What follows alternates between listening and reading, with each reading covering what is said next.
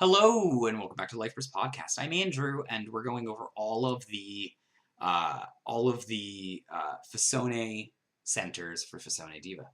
Um, this one is probably the one I'm most excited about, and I think has the most unexplored potential, which is Anne. You know me, I like my green centers. I think Anne has a lot of good things going for it, and also I kind of had my eyes opened a little bit by testing Midorico in the last GP, which is the fact of the matter is green can have a new role it hasn't had before. Green has always been a very good mid-range deck or a very good aggro deck, and then that's basically it. That's basically been its entire identity. But when Midorico came along, it had the right tools to make a green control deck. And I think that's kind of like a lot of people haven't wrapped their minds around that. I think people haven't explored Midorico enough to really figure that out either. But the ability to enter charge and then take the best card you need for the situation in the future from your enter and put it to your hand is really strong. The only thing is you do need to enter charge in order to make that better, right? The bigger your toolbox is, the better it is for you to control the game with. And kind of circumvents that and then takes a step backwards as well. The fact is that Anne lets you get it during your main phase, the beginning of your main phase, which is better. It is better, better timing wise. One, you get to put it on the field. Two, you can wait until the last second to see what the opponent's field is to know the exact best thing you need to fill out your lanes, right? So Anne is good there. It doesn't enter charge you. That's the one downside, which is strange. You end up in this scenario where you really kind of wish that you had double green so you could use Mel to put the perfect card in your enter and then take it, kind of thing later down the line. That doesn't happen. Playing double green is a bad idea. There's no real good payoff for playing double green. So it's just not something you do, I think. But green has enough ways to main deck enter charge that you should be okay. The other abilities that it has is that once per turn you can target one Signy on your field and it gains Shadow level 3 or higher. That's Elrig's and Signy until end of turn. Cool. It's just a little insurance that, again, if you're putting down an Xe or something like that, it can stick around for a little while. Midorico's, I think, was maybe a little better by giving constant plus 3k, just kind of makes it annoying for your opponent to deal with. And then it's once per game shadowing out everything. It's not shadowing out, but it gives 10k, close enough to shadow out everything, is I think a little better. However, where this really beats Midorico is the ability to do the Fisone magic crafts. All the other Elrigs that we've talked about, or will talk about, these craft spells are good, but not. They're never stapled on an Elrig that is so flexible in basically what it wants to do that the flexibility is just even better in that scenario. Anne's whole MO is flexibility. It can give you the perfect card that you need in your hand every turn without fail, right? Which means that it is the most flexible Elrig we've probably had to date. I'm going to make a bold statement here and say it's as flexible and potentially as good as Remember. Remember's whole thing, and I've played a lot of Remember, is that it's as good as your main deck is, right? It's one of these weird things where normally you build your Elrig deck and then you have your main deck to support your Elrig deck. That's usually how you make raw power in Wixoss. The other way to do it is you make a main deck and you build your Elrig deck to support it, right? And that's where Remember ended up being like, everyone was like, I'm doing Remember Cosmos, or I'm doing Remember Angels, or I'm doing Remember Terra Beasts. And the reason why everyone did that is because Remember was so good at making these main decks cycle and flow. And does that similarly.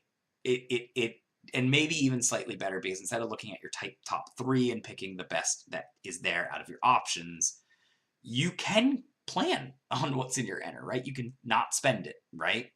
And that ends up being I think, a little bit more powerful. So, where do we go from here? Well, knowing that there's basically 2 restrictions to this deck. You're playing green. Historically, green has not had a lot of good cards to support it. That's an issue. And 2, you need enter. Luckily, green gives you enter, so that's a less big problem. But before we move on, I should just talk about the pink elephant in the room, or whatever it's called. This is there's Desona. I really tried to make a non-Desona deck, but guys, I had forgotten how bad green is pre Desona. It's not good. You don't want to run it. And so yeah, this is just the only way you can run green. But it still has good control options, right? I've supplemented. It's not a complete Desona deck, and I have good news. While this has a lot of Desona in it and has some cards that aren't Desona, so you might be worried, oh god, it's not going to function because Desona is a parasitic mechanic, which it is.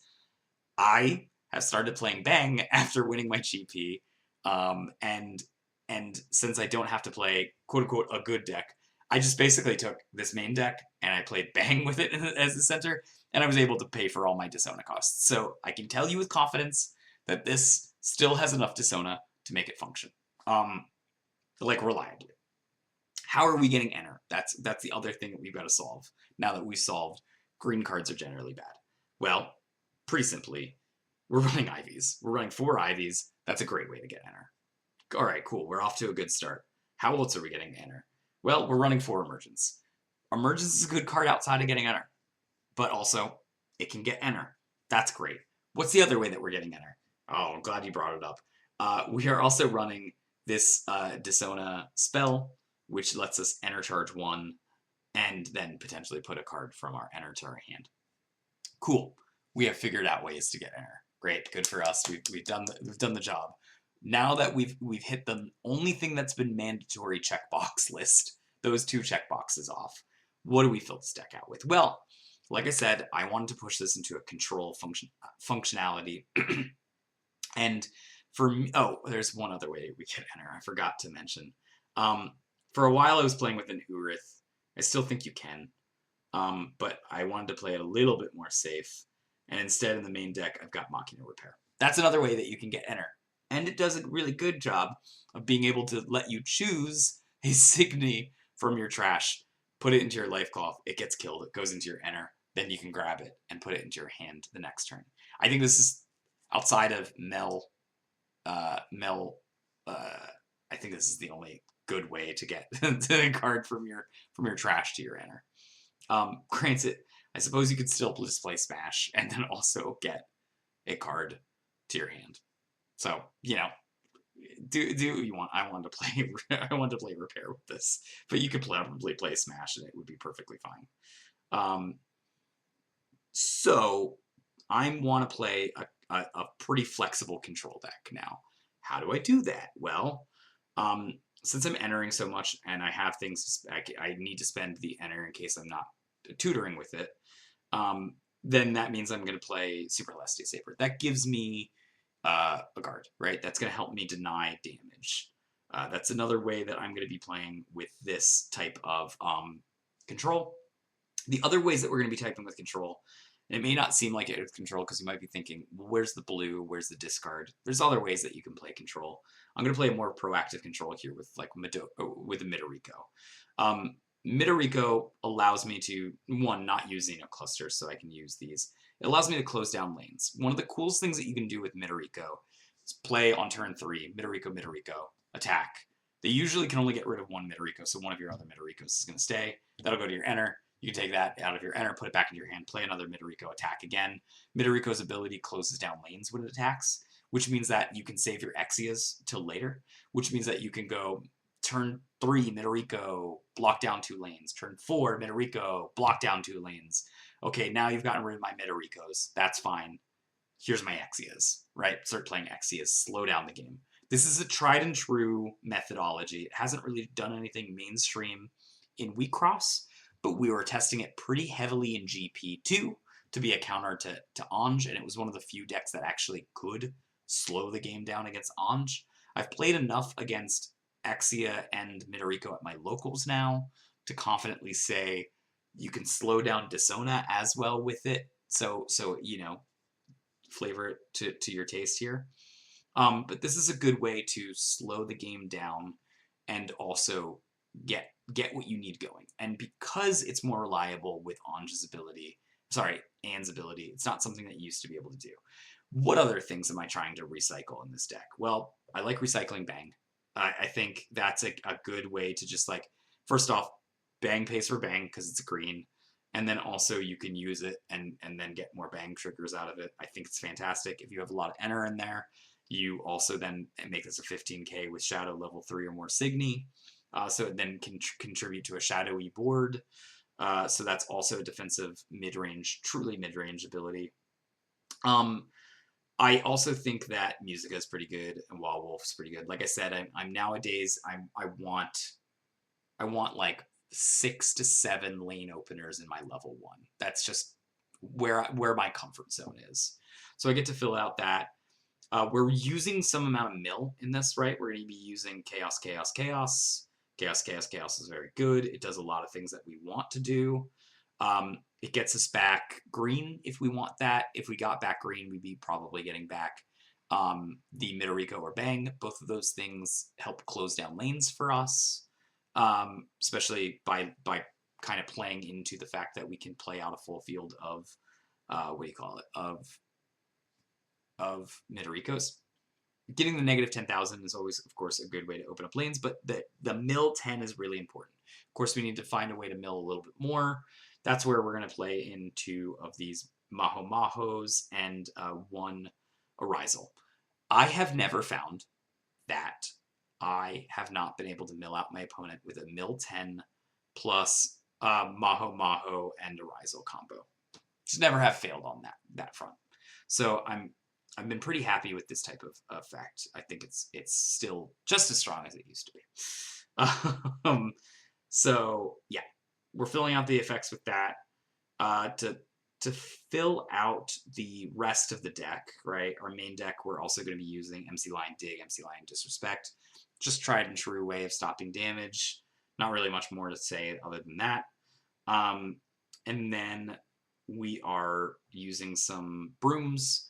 I think the deck, I found that green, black, white decks can be resilient to discard, but only if you supplement a fair amount of discard or a fair amount of draw in the main deck. Broom is a way to do that. It isn't getting you a card or anything. It's basically you use it against discard, and if you don't need it against discard, you don't use it, right? It also allows you to fill out lanes. If you bring it back to hand, it's a little expensive to do that, but it gives you the option to do it.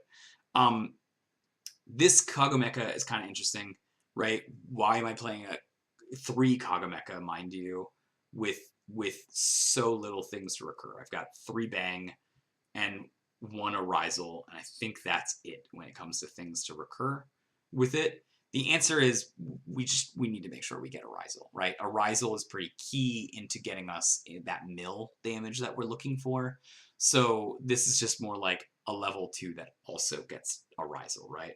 And again, with emergence and stuff, I don't think we're going to be missing this. Like, I think this deck, we also got a Pale Lady to vanilla out something, but it's mostly there for the burst. This deck seems to be one of them, to me, without much testing outside of, like, again, I was playing a Bang version of this. This feels like it's the most flexible deck that I've played in a while.